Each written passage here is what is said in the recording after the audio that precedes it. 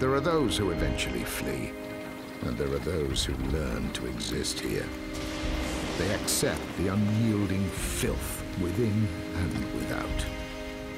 Something inside refuses to accept the stains, a question that refuses to surrender to the wreckage and ruin. What value lies in a survival born from the deadening of one's soul?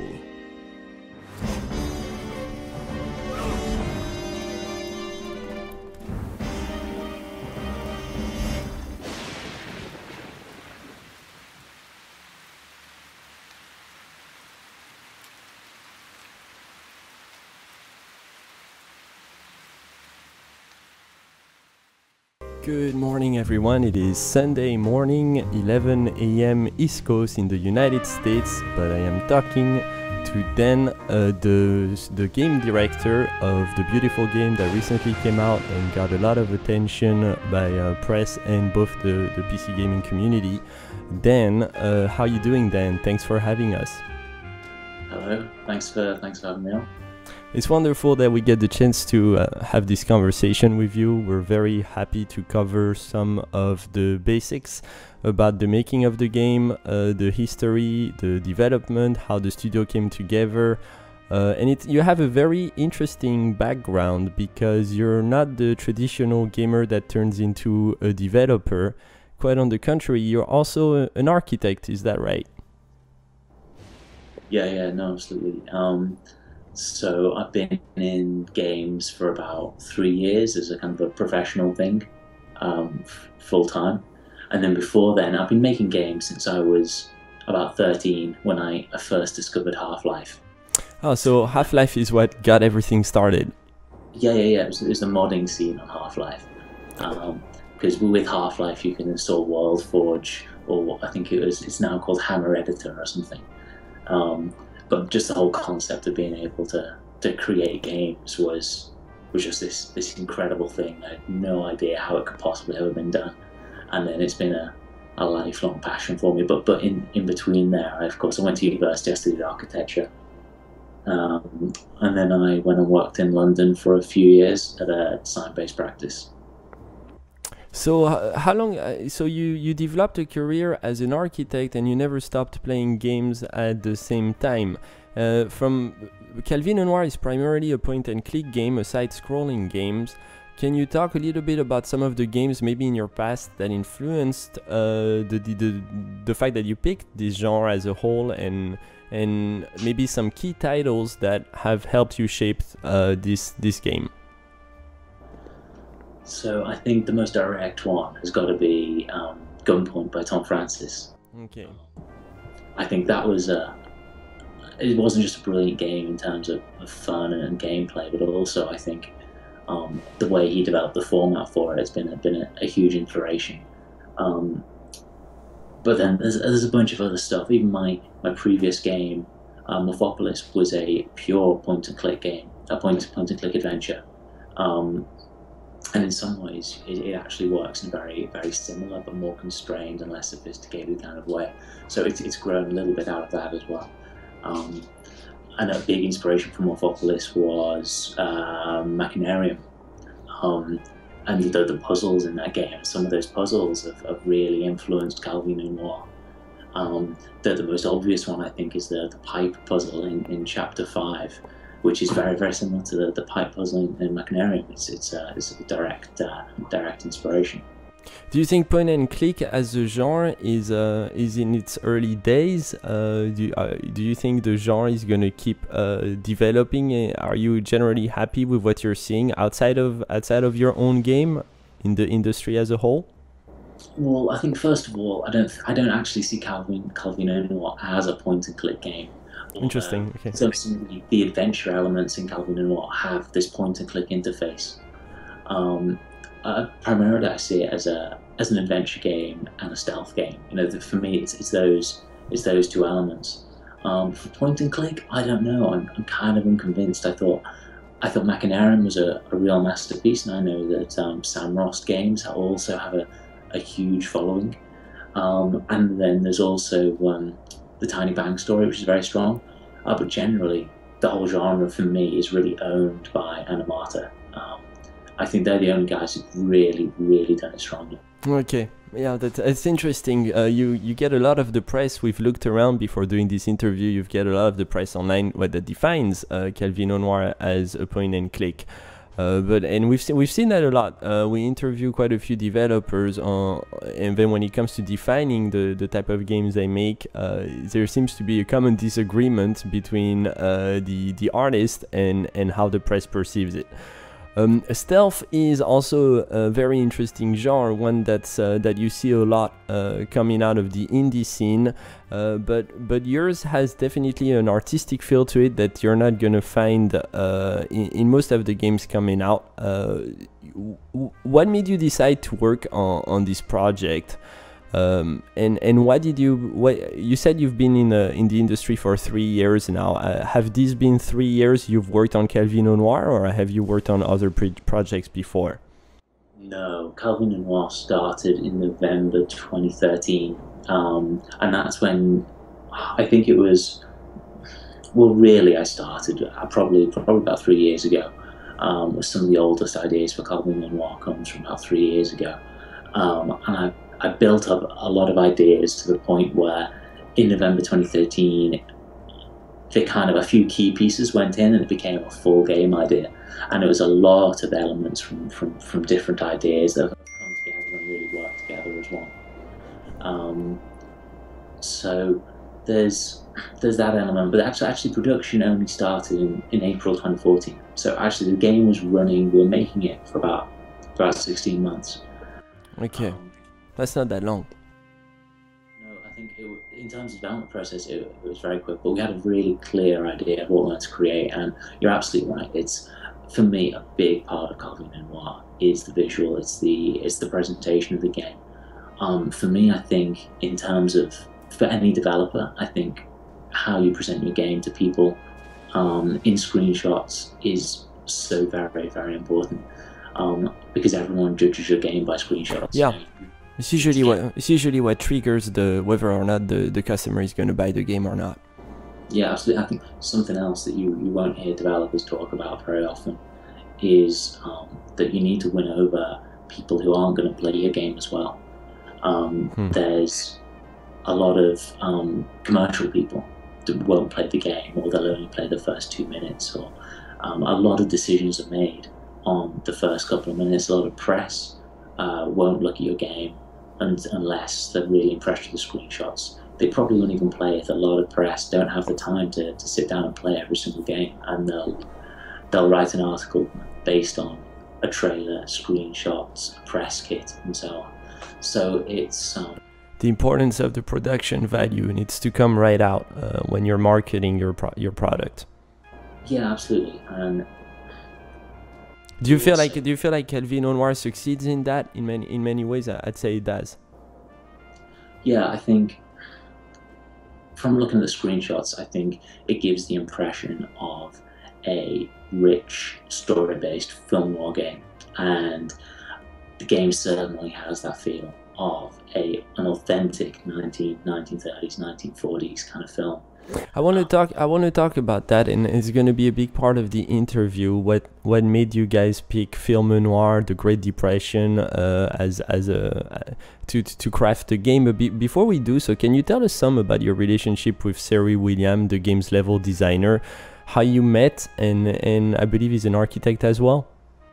Yes. So Kerry we did our undergraduate degrees together in architecture in Cardiff University, and it was bizarre because they put us in random groups to do the first couple of group projects right at the start of the year, and we just got randomly put in the same group, and then they mixed the groups around for the next project.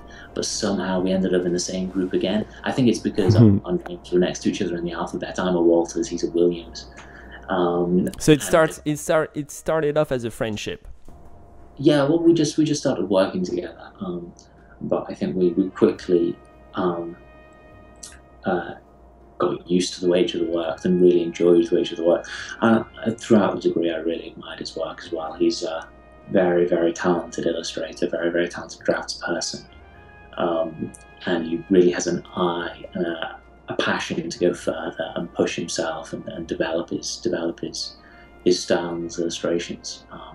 And you know, I loved his projects at university. He really had a strong ability for developing things spatially, and we actually and then we did our degrees together, and then we went separate ways. I stayed on at Cardiff, and he went to the Royal College of Art after working in practice for a little longer than me.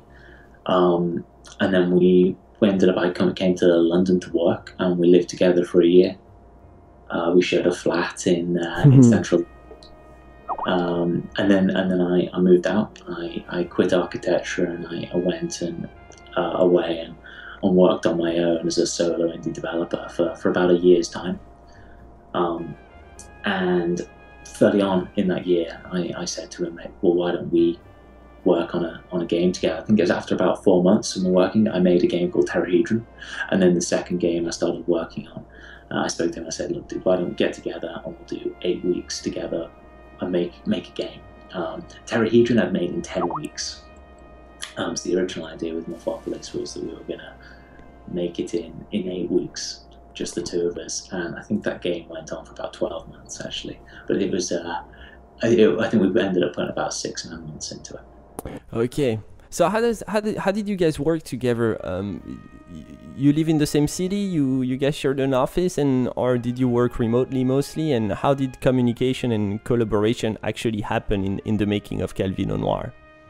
So it's tough to work with people who you're not in the same space as. We did an initial 4 weeks in the same room, but then after that, I went and got a job at Codemasters, which is a game developer in the UK, and he went and started a practice. So we were working apart, and that was a real change of pace for us.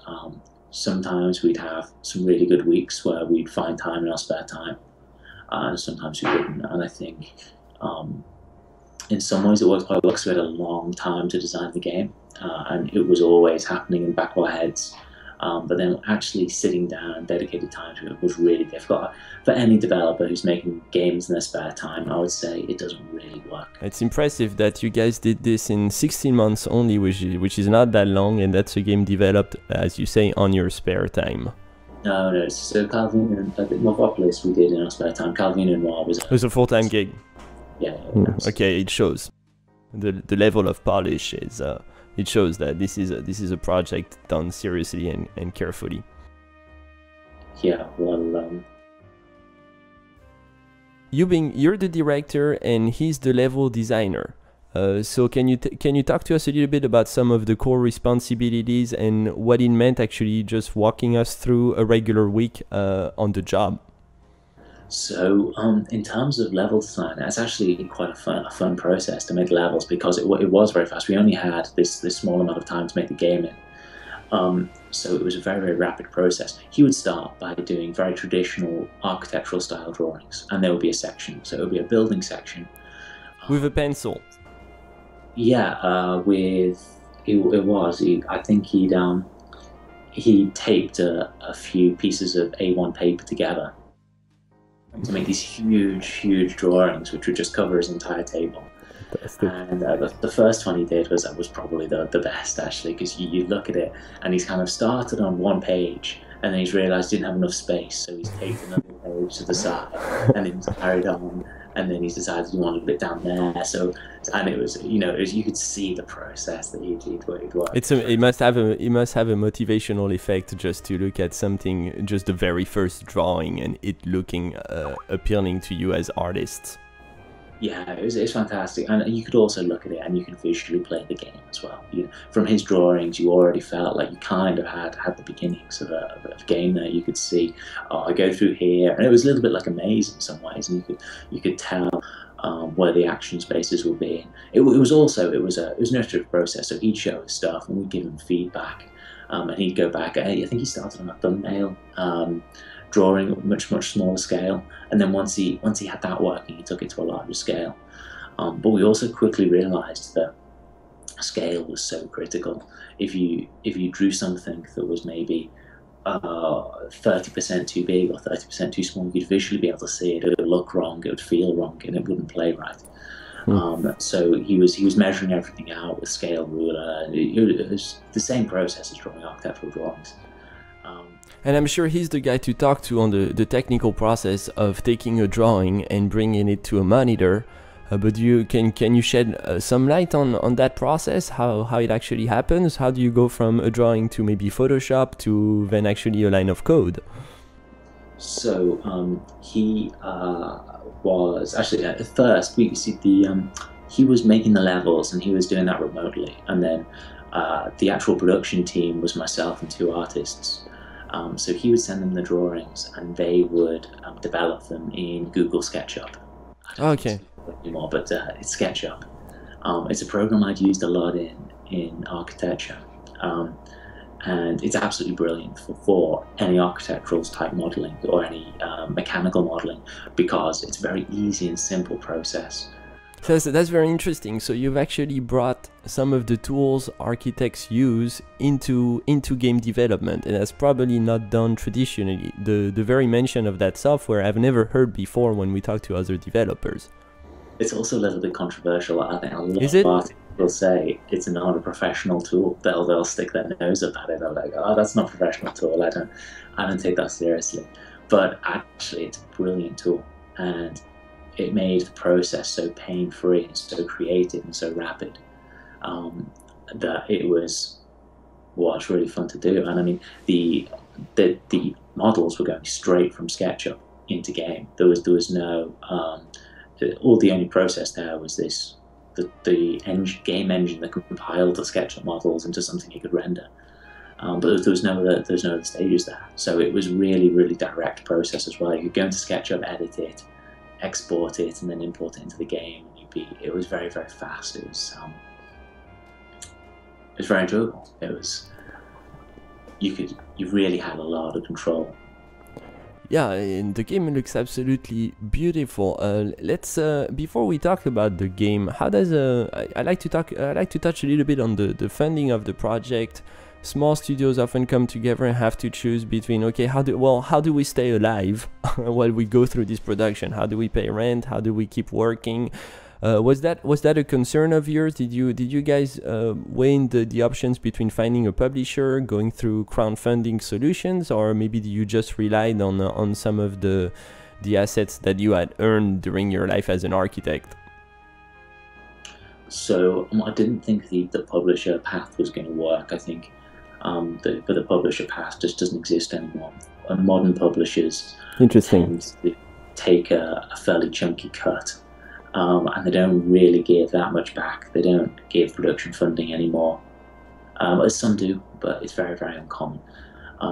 Usually publishers like to get involved in the final stages as a gateway to the marketplaces. So usually a big part of their pitch of why you should choose them to publish your game is that they'll give you access to various stores that you can't otherwise get on. A lot of developers struggle to get onto Steam. There's Greenlight, which can be quite a painful process. Well, I think Steam, in many ways, Valve Software, in many ways, made that easier for game developers. Did you find that process? Were you comfortable with the process? Did you have a good? Did you collaborate well with Steam? Because you're getting quite when you log on to Steam. I remember when the game launched, Calvino Noir was on the front page. It was very visible to the general audience. Yeah, so we were quite lucky in that someone put us in touch with someone from Valve. We sent them a working video of the game at the stage it was, and they rather than sending us to Greenlight, we're very lucky. They just sent us a account, so we didn't have to go through Greenlight. Now I think Greenlight's a lot easier. I think it's quite a practical way of doing it, and they are letting a lot of games on. But for a long time, in the first year and a half maybe of Greenlight, it was very, very difficult. They were just constantly skimming the best 10 games a month and taking them onto the platform. And now we're talking about more like hundreds of games every month are coming onto Steam. Oh yeah. From Greenlight. Some much better than others. So yeah, I mean that's for me. That's a kind of a shame in a way, because Steam is still a curated platform, but it's not the level of curation that it once was. It's a lot more systems based, and for me, I feel like it's all algorithm based now. A lot of the featuring is based on how many people are clicking on your game, what the conversion rate is to turn them into from them clicking on it to then purchasing the game, and so on. As well as how much traffic is coming in from external sources rather than them having to advertise. So. And that's probably what publishers take advantage of. They take advantage of those mechanics centered around algorithms to say we're experts at that, and that's why you need us. Yes, exactly. And they'll also tell you that they know people on the stores, and they can get you featured and get you on the promotion, on the store promotion and stuff like that. But really, they are just usually for most developers, they're just a way of getting into the door. It's a very daunting thing to launch your product and not know how you're going to handle this huge problem of discoverability. So for me, I don't think publishers are offering actually that attractive an offer at the moment, because they take a lot of ownership of the game. A typical publisher deal, they will take 30% and leave you with 70%. A big number. 30% is a lot, considering that they get a lot out of it themselves. They get to put your game on their channel. And Steam Valve is already taking quite a heavy cut, so that leaves you with very little money for doing all the work. Yeah, I mean, you end up with I think a little less than half after you've given the distributor and the publisher their cut. So it's not great. So that's something we didn't want to do. For me, Kickstarter as well is fraught with problems. I'm not a big fan of Interesting. Kickstarter. How so? Well, for the same reasons that a lot of people don't like Steam Early Access. The process of a game being successful on Kickstarter is probably not the most rational. When you look at the games that are being successful and games that aren't, I've seen some very, very solid, well-built games that have clearly got the expertise behind them, the planning, the production. They're asking for a reasonable amount of funds, and they're going to give the Kickstarter backers a great value for money. And then you see, and they don't make it. They don't make their funding goals. And then you see some games that are perhaps based on existing IP, games that are possibly made by developers who worked on games a long time ago that were popular 10 or 20 years ago. You're talking with people who have a history and a Rolodex. Yeah, I think it's not the best way of judging whether backing a game is going to produce a successful game or not. I think it's a very difficult thing to do, and there's been some huge letdowns. There was the Yogcast game that was a complete disaster. Yeah. I think that was backed on Kickstarter. There's been I'm a big fan of Planetary Annihilation. I played a lot, but if you look at the Steam reviews on Planetary Annihilation, they have been annihilated. Yeah, absolutely. The Kickstarter backers are so angry because they pitched this incredible game, and for me, I think they really delivered an incredible game.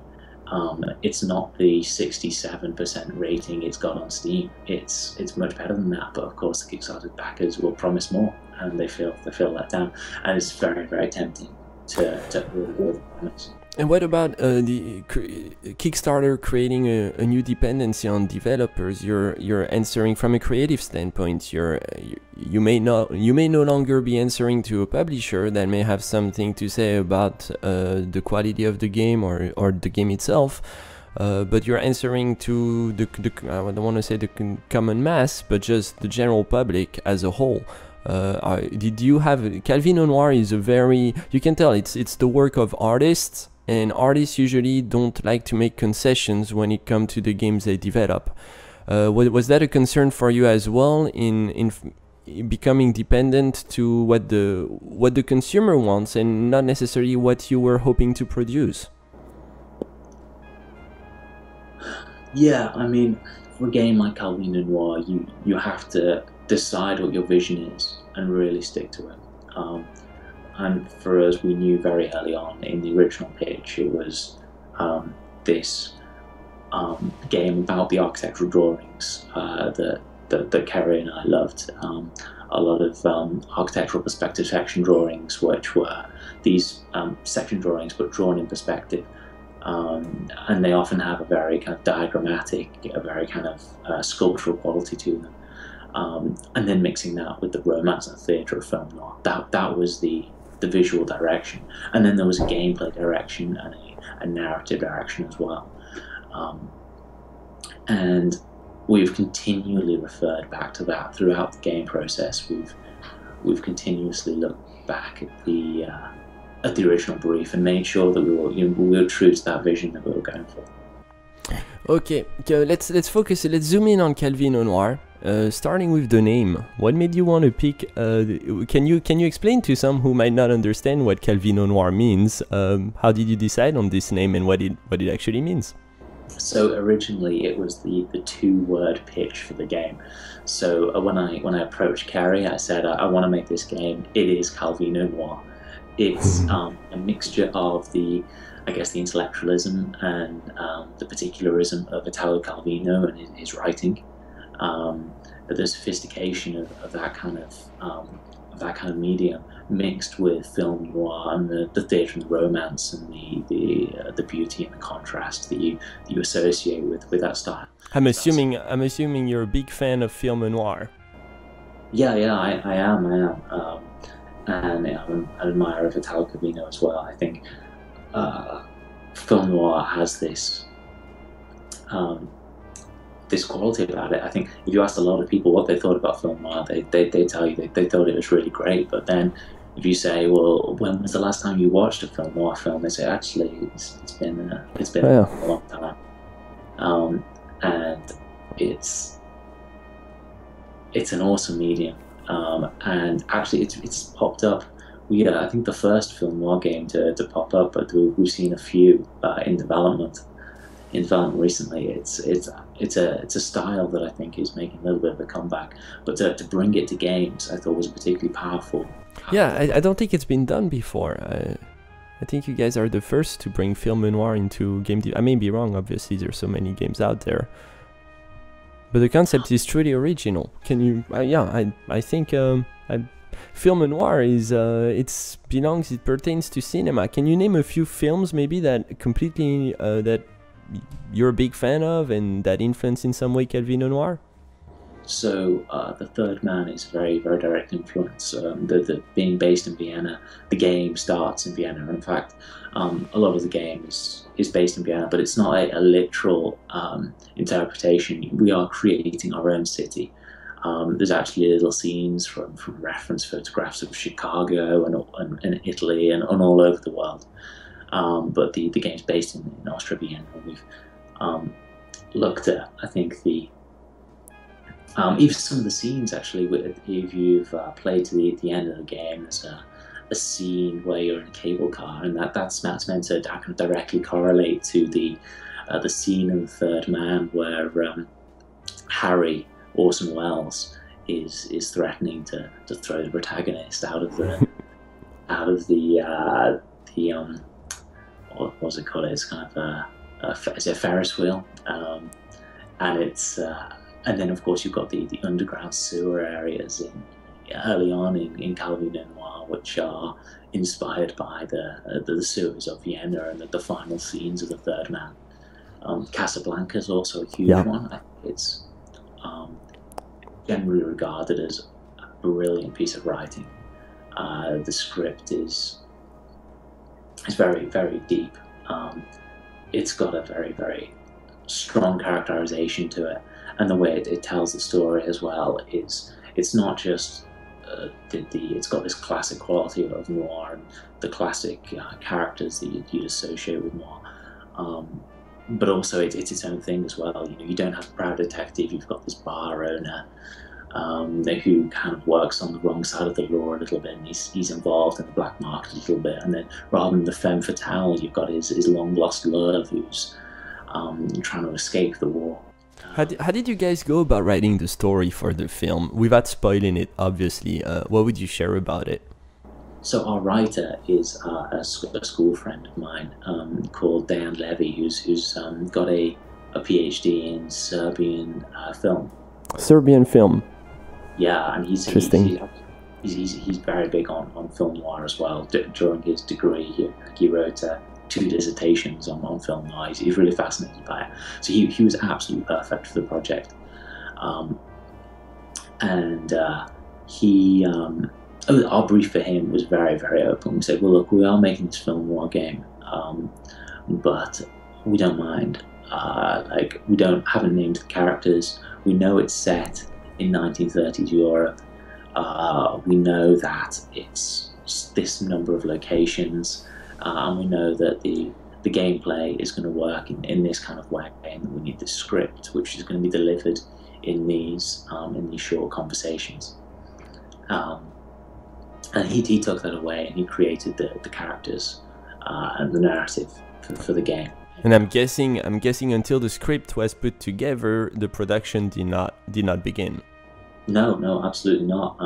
We'd started making the first level before we even spoke to him, and he didn't know what was going to happen at the end of the game when he was working on the first chapter, and he was sending it to us. Well, we got That's awesome. Delivered one at a time, and he had a rough idea of where we might be in the narrative route, but he hadn't written it. He didn't know what the exact events were, and we've been moving things around throughout. So you fed off of each other in many ways. You designed the level, he wrote the story, he saw the next level, which inspired him to write the continuation until all the way to the end.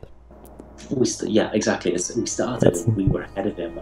We had levels before he had the story, and then as the project progressed, he actually managed to overtake us, and so he was writing narratives for the levels we hadn't built yet. And then we started building and said, actually, that doesn't work for gameplay. Can we move this stuff around? And he was a very, very kind of open-minded writer as well, which is fantastic, because we could have these conversations where we could say, well, look, there's this gameplay side to it, and he didn't feel like we were damaging creativity. We were kind of creating these constraints for him to work within, which is really nice. And without spoiling it, what do you personally feel are the highlights of the story? I think for me, the first time I played the third chapter, the end of the third chapter for me is the strongest in the game, I think, in terms of I've been playing the game through, and even though I was building the levels in and putting the scripts in, it was when I'd scripted the final scene in chapter 3, and I played it through, and we didn't even have voiceover at that stage. It was just written, and I got a little bit of a chill reading the script as I was testing it. I thought, wow, that's actually really powerful, because you went from something that felt very much like a game to creating a huge amount of meaning and backstory, and really putting in some key story pieces and understanding the big picture of what was going on in the end of the third chapter. And it deals with some really serious topics as well, which is quite interesting. I think quite daring of him to go for it, but it really works for me. I think the end of chapter 3 when I first realised actually I was really enjoying the story, and it's very powerful as well, because I'm making the game and I'm so close to it that it's really hard to experience it as a consumer, as someone who is playing the game, because you're making it, you've seen behind the scenes, and it's really hard to have to detach yourself from it, to detach yourself and just be amazed by the development of the game itself.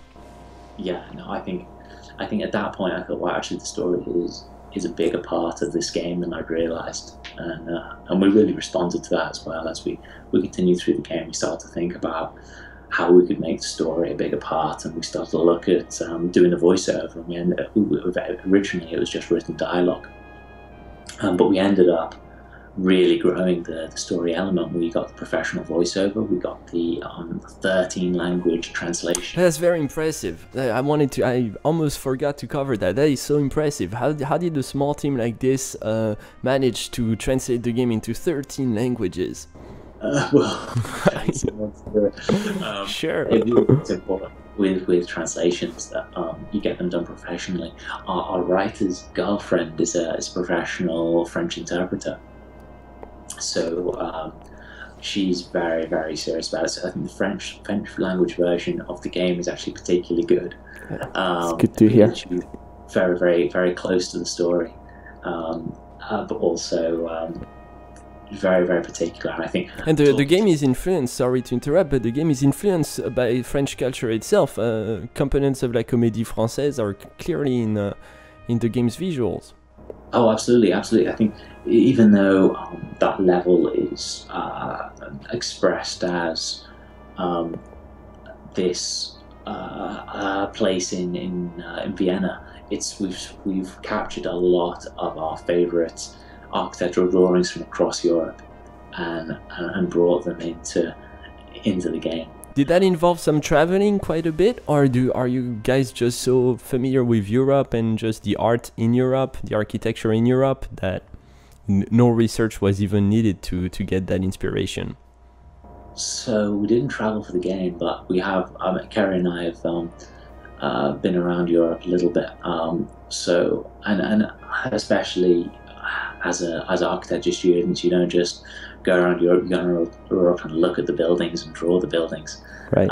So we're very familiar with, I guess, that style and the language that you get. But also, I think we're very much living out of drawings more than the real world, actually, because I think there's the opportunity with Calvino Noir of expressing these environments in the same way that an architectural drawing expresses spaces.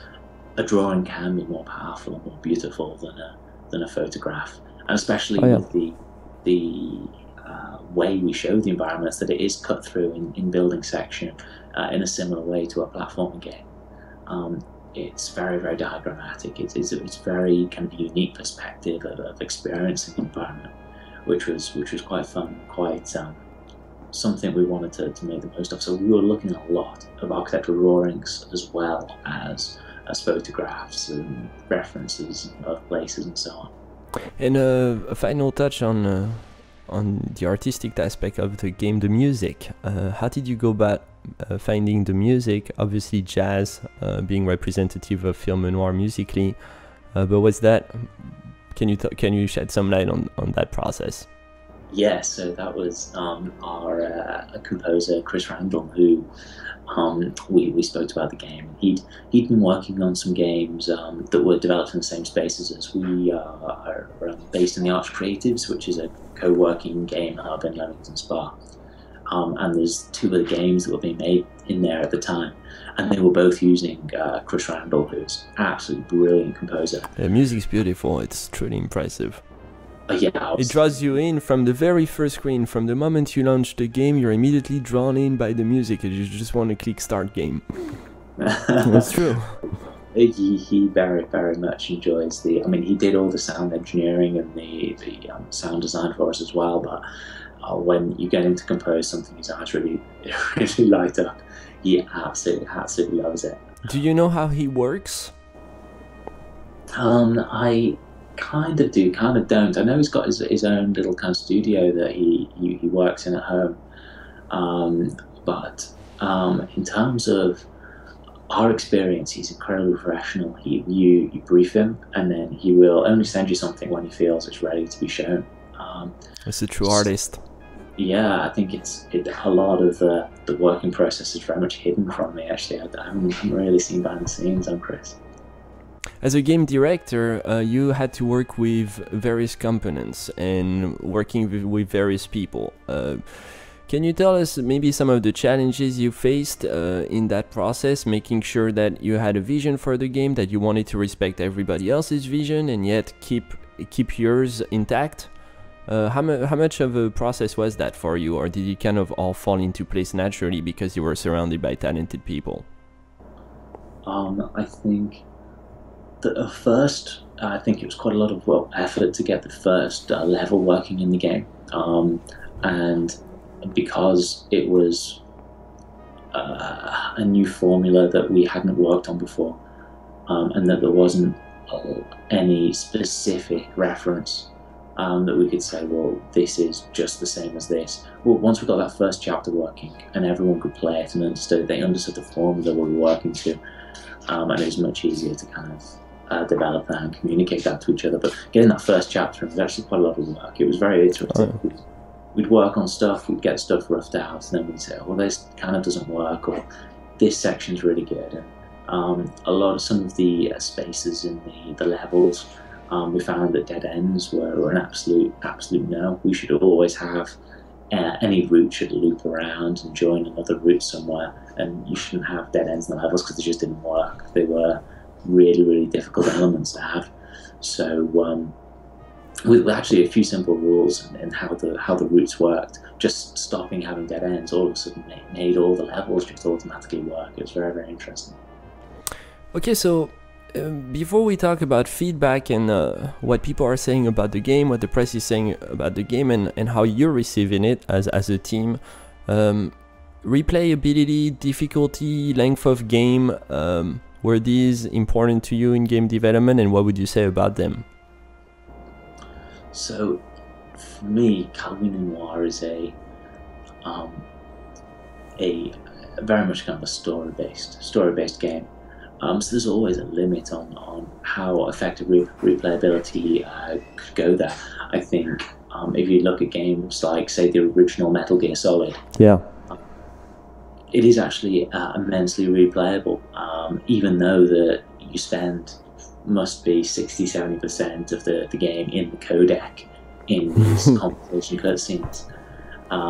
You've gone through them all before, but then the second time around they're all so fun. I still enjoy actually playing through the game, and listening to the story and being taken through the story. And there's always the other because there's dialogue branching, so there's up to 3 dialogue options that you get on occasion. So you can always explore the different dialogue branches. You can explore different ways to play the game, because of course the stealth sections of the game are very sandboxed. There's never just one route to go, so there's always more areas to explore. There's a lot of achievements in the game. I can't tell you how many. I think it's 30 or 40 achievements in the game. And there's the coins as well. You've got to find 20 coins per level, and they're hidden in all sorts of different places. You need to use the torch to find them. We love that stuff. We as gamers, we love that stuff. Those little achievements. It's brilliant marketing, in my opinion. I think it's not just the idea that it gives this replayability, that it lengthens the gameplay out, but it's also, it's fun. It's a really nice layer to apply to what is a story game. You add these additional layers on as you add more features. And as far as difficulty goes, what would you say about it? So it's interesting. I think the initial stealth sections, once you understand the mechanics, are actually very, very straightforward. It does require patience. I think if you've got patience to watch the guard routes, then you'll quickly identify the best ambush points or the best places to hide and let the guard go past, or best way to sneak through. But even now, I play the game, I do find some sections challenging, and I have to relearn the timing and go through on a few goes to get to the next checkpoint. And especially I think when you get to the end of the game, Chapter 7, it does step up in difficulty quite linearly. You get to the Chapter 6 starts to get quite challenging, and then Chapter 7 is just ridiculous. Chapter 7 is very, very, very difficult, but also very very fun. It's quite kind of punishing in a way, because the guards, of course, only have to hit you once, and it's and you're dead. So you've got to, in some ways, it's a little bit kind of roguelike like that. It's also one of the great pleasures of a stealth game. I think difficulty, blending well story and difficulty, and finding that balance between the two dynamics is key to a successful stealth game. Yeah, no, so. Last but not least, the game is released now. How do you feel about the reception? It's very positive. You got an article from The Wire, which is quite impressive. A good article too, very positive. But outside of press, the community on Steam, thankfully, Steam as a platform provides quite some feedback for developers to know how the game is is being received by the community. So what would you say about it, and does that influence at all either future development on the game or your next project? Yeah, so I think we're definitely taking on all on board. I think that there's our Steam reviews are great. And obviously there's, I think we're on about 75 or 80% positive or something. So there are a couple of bad reviews on there, but actually it's the internet. You're gonna have that. We've not actually had any bad reviews since our 1st of September patch, which is really rewarding to see that we did get some feedback there. And we acted on it, and we made changes to the game. We improved some stuff, and we looked at how people were playing the game, and we rebalanced some bits. We added some new features in. We fixed some things, and we added some new stuff in. And it's really great, very rewarding process to see people respond to that. We released a patch on PlayStation yesterday. Okay. And within an hour, I got an email from someone saying, "Hey, I've seen the patch. I've seen all the changes you've made. I've seen the new features, and I've only just started playing with the new features, but I can instantly see you guys have really looked at the feedback and taken it on board." And that's super rewarding to feel like your effort is going in the right direction, and you are making progress, and that people get the experience as well. I think that they understand that what you're trying to achieve, and that they appreciate that you've been trying to create a game that isn't already out there. Yeah, I mean, I'd go as far as saying as it's probably the most promising component of the gaming industry, especially in contrast to the movie industry. The level of interaction between studios and the community that embraces the product, it's just the fact that we get developers on our channel to talk about the making of the games, I think is testimony that studios are connecting to the audience. They want to make sure that they get the feedback, and we want to make sure that we get our money's worth, to say it frankly. And I think that level of interaction really helps improve the quality of the products, especially since this is a new industry, one that struggles technically. There's a lot of games that come out, especially on PC, with a lot of technical issues, and these end up getting resolved either through early access or in post release. But it's especially surprising for a studio like Calvino Noir Limited that you decided with such a small team to release it on 2 platforms. And even though we're PC centric, we'd like to hear a little bit more about how you approach coding for both the PlayStation 4 and PC. How much of a challenge was that for you? So the game's actually on 3 platforms. It's on iOS as well. Oh, okay. Yeah. My apologies, man. But I guess the question is twice as strong. So the process was that we got the game working on our PC. First and foremost. And yeah, exactly, because that's what our development machines are. So the artists develop the game on PC, they'll test the game on PC, and then we looked at quite early on how we were going to get the game onto iOS, and then for PlayStation a little bit later on we added PlayStation to our list of platforms as well. it is important to get the game working on these platforms as early as possible, because they're different beasts. yeah, they are different. They are very different. And I think something really important to appreciate is that also the audiences are very different too. The Steam crowd is very difficult. They're very different to the iOS crowd. Very, very different to the PlayStation 4 crowd. So it's about creating an experience that works on all platforms, but also understanding that the experience also needs to be tailored to each platform as well. You really need to fit that stuff. So technically speaking, we've actually got a single code base in C++, and that obviously compiles directly for PC. On iOS, actually, that's fairly straightforward. The vast majority of the code is the same, and then we've just got different rendering code and different input code and so on. But it's just connecting a few pieces with the input, really, and then the rendering code was a fairly sizable piece where we had to rewrite the entire render to be efficient for a mobile device. And then it's very much similar with PlayStation as well. So once you've kind of got the game running and stuff,